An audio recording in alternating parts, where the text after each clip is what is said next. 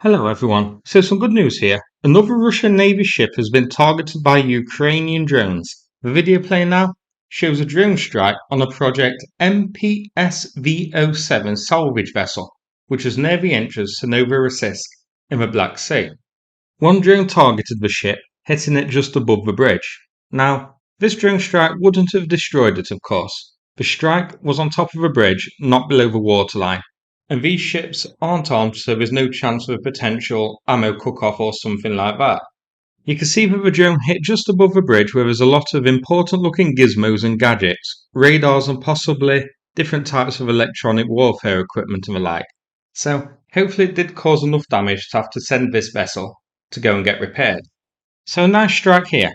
Now the drone used looks similar to those marine drone launched drones which we've seen used a lot around Crimea lately.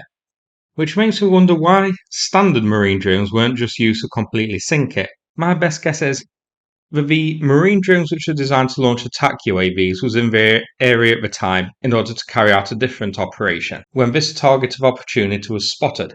So it's decided to hit it with a UAV now, rather than launch some conventional marine drones from Odessa and run the risk of a vessel returning to port at Novorossiysk and the potential safety provided by Russia's air defense and electronic warfare systems, as it would probably take too long for a standard marine drone to sail all the way around Crimea and reach here. By the time it arrived, this vessel may well have left. This is the second large Navy ship of Russia's hit in the past couple of weeks after a pair of strikes on a Buyan corvette. So the Black Sea Fleet hasn't gained a new submarine, but this ship is very likely going to need to go for repairs given the key equipment targeted here.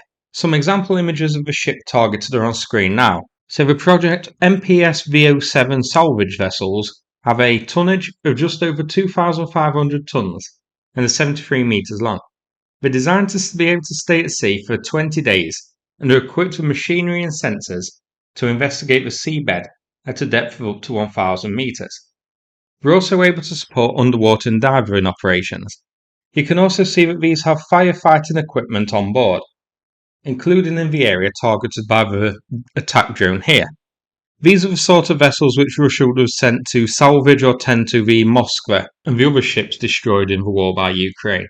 So these are definitely earning the keep so far. There are two of them assigned to Novorossiysk, the Spasatel Demidov, which ended service in 2015, and the Spasatel Ilyin, which entered service in 2023. Ukraine's statement about this identified it as being the Demidov, the 2015 one. Ukraine says at the time of the attack, the ship was patrolling the approaches to Novorossiysk Bay, carrying out electronic reconnaissance. The area targeted by the drones is where the ship's navigation communication equipment was located just above the bridge. Here's the location roughly, so it was in the entrance of Novorossiysk Bay, so somewhere in the area highlighted. Ukraine says it was carrying out electronic intelligence, which I take to mean guarding the bay against a possible incursion by Ukrainian marine drones. This one here did successfully detect the approaching Ukrainian attack UAV and also successfully intercepted it. Unfortunately for Russia, it intercepted it the same way oil refineries intercept drones, with itself.